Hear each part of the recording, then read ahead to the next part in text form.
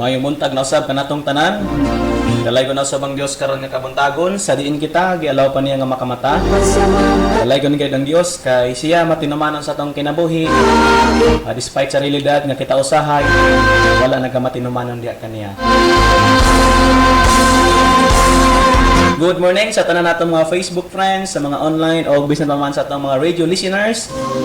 And again, our text line 0948-420-7130. And again, no, sa mga radio listeners, feel free to send your greetings and any concerns 0948-420-7130.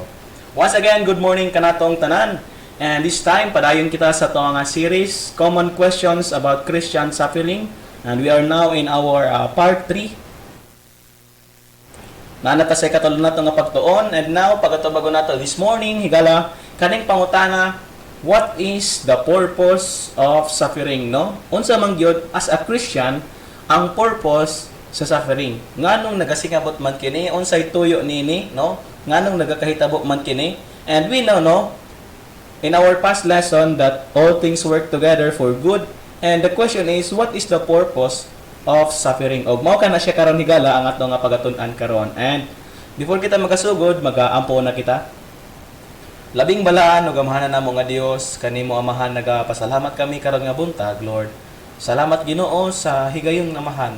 Sa diin kami amahan imuha pa nga gipukaw o gialaw, Lord, nga makabangon pa sa mong gihigdaan o makabuka pa Ginoo sa mong mga mata. Amahan tungod lamang kana sa mong faithfulness nga kami Ginoo wala pa na consume, wala pa nimo gikuha. Salamat amahan yana.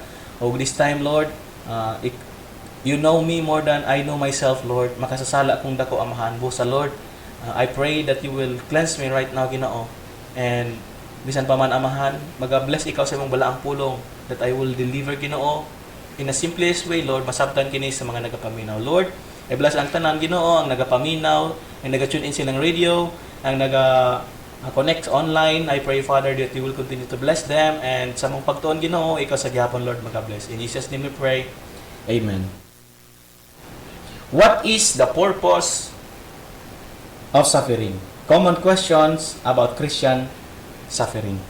Now, often Christians have severe and fiery trials that sometimes will lead to the following question. Di na to malimod ang realidad higala na mauni nga mo as a Christian mo agi gyud ta kining gitawag nga fiery trials ug severe fiery trials.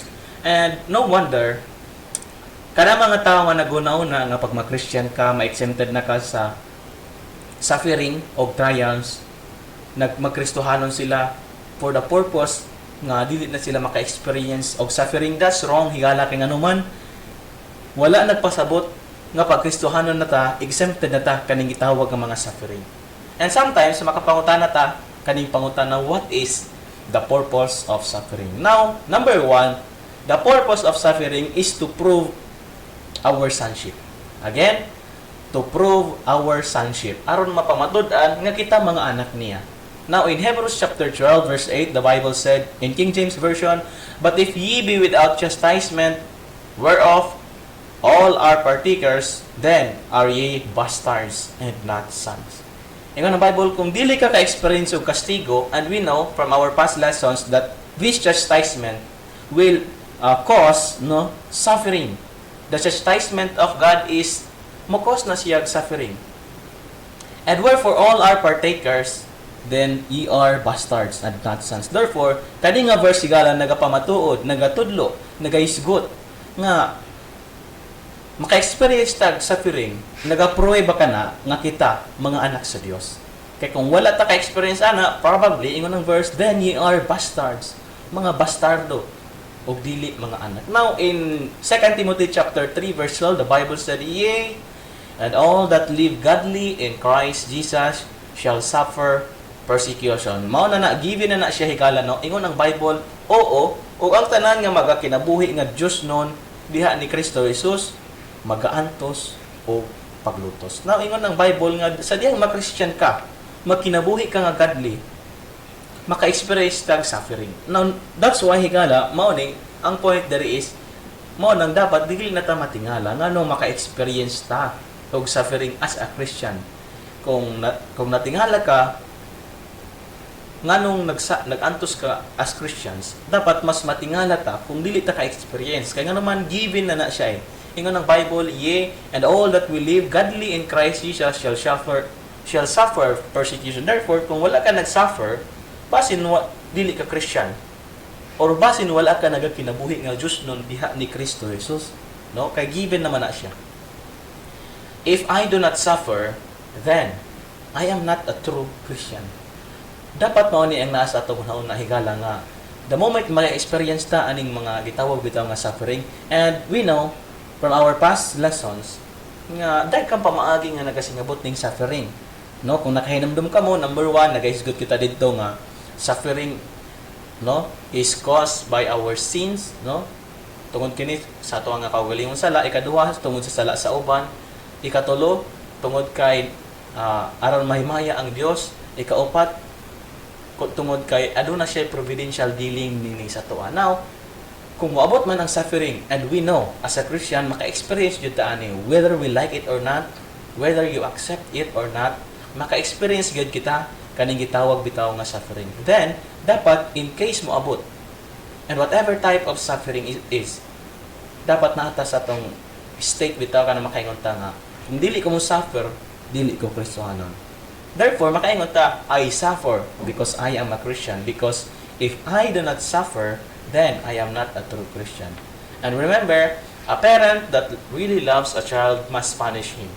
O, mao ni atong tutukan karon, no? And we know the chastisement is a form of God's love aron ma-disiplina ang iyang mga anak. O ang chastisement is dili na siya lami. Kung dili sakit ang chastisement sa Ginoo, ang kastigo sa Ginoo. And masabtan nato na karon along the way sa mga pagtuon. Now, suffering is part of God's special love. Nahigugma ang Dios mo nang mo exert siya og chastisement. Og sa diha nga mo exert siya og chastisement, do you think kay gala is nagakalipay ang Dios? I don't think so. You as a parent, ikaw karon nga nagapaminaw as parent, for sure, wala ka na, dili ka malipay sa diha mo kastigo ka. And I hope wala, no? As a Christian, I hope, God forbid, kung naaman, unta, magbag-o na ka higala, nga ka na bitang mag-enjoy ka sa pag-chastise. And I know for sure, kanang mga maayong mga parents, is di na sila malipay. Mag-chastise silang anak. Pero nga nung buhaton man, because they love your other child. Palangga, mao nang bunalan. O do you think, ang Dios nagakalipay sa diyang mag-chastise sa ato, makit-an kita niya, nagakinabuhi nga wala na isubay sa iyang kabubuton. And that's why mo exert siya og chastisement. O kanang chastisement mo effect og suffering. And remember, suffering is part of God's special love. Now again, in 2 Timothy chapter 3 verse 12, yea, and all that believe godly in Christ Jesus shall suffer persecution. Now, what is the purpose of suffering? Number 2, to profit us. To profit means, aron kita makaganansya. Higala igsuon, sa diyang i-chastise ta sa Ginoo, dili man ang Ginoo ang makagain, ang makaganansya, ang makaprofit. Don't forget, nga the moment God exert or execute chastisement sa tuwang life as a Christian, kana is tungod ug alang sa tuwang kaayuhan. Now, in Hebrews chapter 12, verse 10, the Bible said, for they verily for a few days chasten us after their own pleasure, but He for our profit, that we might be partakers of His holiness. Higala, kada bitang i-chastise ta sa Ginoo, tungod ug alang di ay na siya sa atong profit. Now, mao na siya ang realidad that suffering is for our good. Nganong makaingon ka, Brad? Nganong makaingon man ka nga suffering is for our good? Higala, mao ni. Dili pa na, sometimes sa mga tao nga naapagyud sa extreme nga suffering, dili pa na nila masaktan. But along the way sa ilang Christian life, hold-on ra ka sa Ginoo, gunit lang gyud sa Ginoo, ayaw buhi sa Ginoo. And along the way, no, makit-an nimo nga masabtan, mahinahin nimo masabtan ang plano ug kabubuton sa Dios. O mao na, kung naka-remember ka mo sa to nga ning-agi nga pagtuon, naton-an nato higala nga mao ni na naton-an nato nga God never promised in the Bible. If you are going to read no Genesis to Revelation, Kung imong tanaw ni Gala is God does not promise na, wala nag-promise na Ginoo nga naay tubag every action nga iyang gibuhat. Wala kay mabasa even single verse nga nag-ingon dito nga every action nga gibuhaton sa Ginoo sa tong life is naa siya reason. Wala. Nga naman, He is sovereign. And don't forget that He is our King and we are His servant. And therefore, suffering is for our good. No? Like for example, for the sake of illustration, take a bar of steel that is 10 pesos. No? Worth 10 pesos. Kung mupalit ka og bar bitaw kanang isa ka bar sa steel bar, tag-gis. No? Tag-gis, barato. However, if it yields to pounding, it can be more valuable. Kung iya kini siyang i-pound, mayo. Kana bitaw makaagi siyang pounding or itsugba sa kalayo, maka-create ka og mga product nga more valuable. Probably mo income ka og 60 pesos kung makahimo kag horseshoe. 700 pesos kung makahimo kag needles. Maka-income kag 65,000 pesos, possible na siya. Pinagi kung makahimo kag knives. Watch spring, 500,000 pesos. Now, the point is, why is there a difference?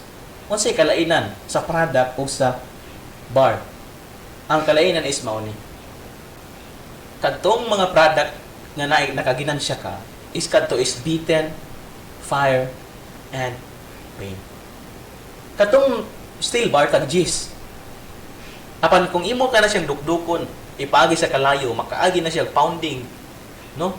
Makabantay kay Gala, nga mo cost siya, o muhatag siya profit. Now, for example, no, kanabit ang washing machine, no? Kana mga tela, ginaspin na siya, no? Pag imong tan-aon, luoy kan tela, bakit bro? Grabe gyud ang pagkusok-kusok. Pero after niya na mo resulta nga na siya og mas hinlo nga sinina. O sometimes atong life, ginaspin kita, ginabitin kita, na fire, na pain. Para asa man ka na siya? Para kita makaginan siya. What is the purpose of suffering? Number 3, to produce holiness. Again, the purpose of suffering is for us to produce holiness. Hebrews chapter 12, verse 10, the Bible said, "For they verily for a few days chastened us after their own pleasure, but He for our profit, that we might be partakers of His holiness." Nganong maka-experience tag chastisement, ng mga hinungdan nga mag-suffer ta, that we might be partakers of His holiness. Now, higalag so ano ni. Don't forget that holiness is one of God's most important attribute. Let me repeat higala, do not forget that God's holiness or His holiness is one of His most important attribute as God. Ngano makayo naman kabrad nga importante kay na siya. Don't forget, because of holiness na ay impyerno. Because of holiness na ay silot ang sala. Because of holiness, no? Dili pwede sa Ginoo nga mag-compromise. Kung importante ka na siya, kung imong tan-awon sa Bible, and especially in the book of Revelation chapter 5, nga importante gyud kung gaano ka importante ang attribute sa Ginoo nga holiness. Now, kung imong tan-awon sa kalibutan higala mauni, sa kalibutan is naa sila perverted form of God. Ngano makaingon man ko nga naa sila perverted form of God? Kay nag-promote sila og usa ka God nga puro lang love, love, love, love, love. Mao nang don't judge us. Naga-promote sila og same-sex marriage. Naga-promote sila og mga something that is contrary to the word of God. And ingon sila, God will not judge us because God is love. There is no hell because God is love. There's no such thing as hell or eternal lake of fire because God is love. Mao nang i-promote sa kalibutan, love, love, love. Now, as a Christian, we do not reject the attribute of God as love. Wala ta naga-reject. Tinuod man gyud na siya higala. God is love. Oh, we cannot deny that fact. But God is not love alone. God is 100% love at the same time. God is 100% holy. O kung imong tan-awon sa Bible is ang ginakanta no sa congregation sa langit is dili love, love, love. Kundi holy, holy, holy. O mao nang ato mabantayan nga importante jud ang holiness of God. God wants us to be more holy, more Christ-like, more like Him. Gusto sa Ginoo nga mahimutang sama sa iha. Kana bitaw muliwata sa iya ha. Muliwata sa iya nga kuan, muliwata sa iya nga kinaiya. Nga ang Dios mik, dapat kita pod maging mik. Ang Dios na mapayunubsanon, kita pod mapayunubsanon. Ang Ginoo di siya ganahan og sala. Kalaban niya ang sala, kita pod dapat kalabanon nato ang sala. Dili ginahan ang Ginoo sa worldly things, lust of the flesh, lust of the eye, pride of life. Dapat dili pod ta ganahan niya na. God wants us to be more holy, more Christ-like, and more like Himself. This takes the fiery suffering, no? In order for us to be Christ-like, it takes the fire of suffering, no? It takes the fire of suffering. O dili nato na siya malimod nga sakit yun ang Ginoo pag ang Ginoo ang mo-chastise, no? Sakit na siya. O what is the purpose of suffering? Number 4, and of course, to test us. Mao na siya ang purpose of suffering. Aron kita matistingan nga makaingon ta, are we a genuine Christian? No? Para matistingan ta, Kristohanon ba kita? Igala, kana bitang puno og kahoy, dili nimo ma-sure nga kuan na siya, lig-on na siya unless makaagi na siya bagyo. The moment nga makaagi na siya bagyo, dira nimo makitaan kung lig-on ang sa kahoy. O nganong naay suffering para matesta nga musalig pa bata kung naa ang suffering. Sometimes it is easy to trust God when we are in just para ta kanang narata sa easy come, easy go nga life, nga okay lang sitwasyon, easy lang mo trust sa Ginoo. But how about kung maka-experience tag trial, no? Can we trust Him in pain and suffering? No? I hope na in the midst of pain and suffering, unta makahimog gyapon ta sa pagsalig sa tong buhi nga Dios. It takes the fire to take away the dross and leave the pure gold. Mo na nga ito makitaan. Nga in order nga matanggal ang dross o mabilin ang pure gold, kinahanglan ang fire. Mao bitaw ng naay sa kakanta, no? Ganahan ko ani nga kanta. Ako lang kantahon ang chorus. Ayan, ikon siya diri. Oh, rejoice in the Lord. He makes no mistake. He knoweth the end of each path that I take. For when I am tried and purified, I shall come forth as gold. O, tinood ka na siya igala, no? It takes the fire to take away the dross and leave the pure gold. Now, what is the purpose of suffering? Number 5, to produce a harvest. Mao ni ang gusto sa Ginoo. Nga bitaw ka nang naatay ma-produce nga bunga, no? Now, kung nagatanong ka, makita nimo nga usa sa mga technique, no, aron ang usa ka tanom makabunga is need niya og kana bitaw fertilizer, no? Fertilizer need niya especially sa usa ka lupa nga kana bitaw ko ang yod minus ang taba. Need niya ng fertilizer nga naman para makaproduce og harvest. Now, Hebrews chapter 21 verse 11 ingon ang Bible. Now no chastening for the present seemeth to be joyous, but grievous. Nevertheless, afterward it yieldeth the peaceable fruit of righteousness unto them which are exercised thereby. Amen. Tinuod jud ka na siya. Ingon ang Bible, no chastening for the present seemeth to be joyous. Ang chastisement or ang suffering dili gid na siya kuang gid na siya subugid ka na siya dili gid na siya joyous. Kundi grievous na siya ingon ang Bible. Grievous, sakit, subo. How nevertheless, pagkahuman ini mubunga kini, umuharvest kini og kuan peaceable fruit of righteousness unto them which are exercised thereby. Sakit man siya pero sa mga tao nga na-exercise ini og sa mga tao nga responsive, mature enough to receive the word of God, dili reactive sa pulong sa Dios. Sa ilahang nga na-exercise kini, mo produce kini og harvest. Now, will our lives be nothing but leaves or will they bear fruit?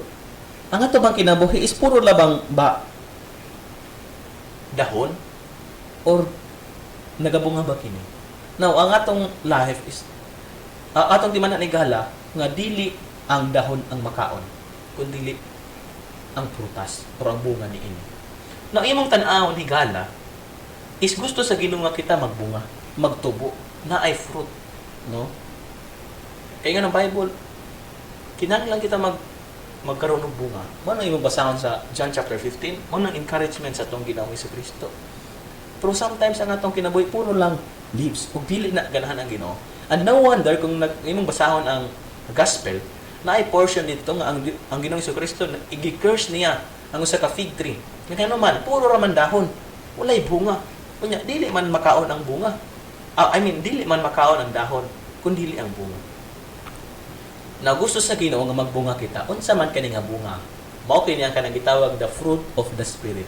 Galatians chapter 5 verse 22 and 23, the Bible said, "But the fruit of the Spirit is love, joy, peace, long-suffering, gentleness, goodness, faith, meekness, temperance. Against such there is no law." Mao ni ang fruit nga gusto sa Ginoo nga naa sa atoa. Kanabitang naatay love, naatay joy, naatay peace, long-suffering, gentleness, goodness, faith, meekness, temperance. Mao din ang mga kinaiya sa Ginoo. Nga gusto sa Ginoo, mahimo pud nato nga kinaiya. Now, in review, what is the purpose of suffering? Number 1, to prove our sonship. Number 2, to profit us. Number 3, to produce holiness. Number 4, to test us. Number 5, to produce a harvest. O, mao nang nakana siya. Don't forget, higala, suffering is one of God's choicest fertilizer to increase the harvest. Again, higala, let me repeat, ayaw kalimti. Suffering is one of God's choicest fertilizer to increase the harvest. And that is the purpose of suffering. Mag-pray kita. Amahan, thank you for your word. Thank you, Ginoo, sa imong pulong. I-bless ka to sa among kasing-kasing. O sa kasing-kasing, Ginoo, sa nagapaminaw o nakamonitor sa imong cellphone. In Jesus' name we pray. Amen.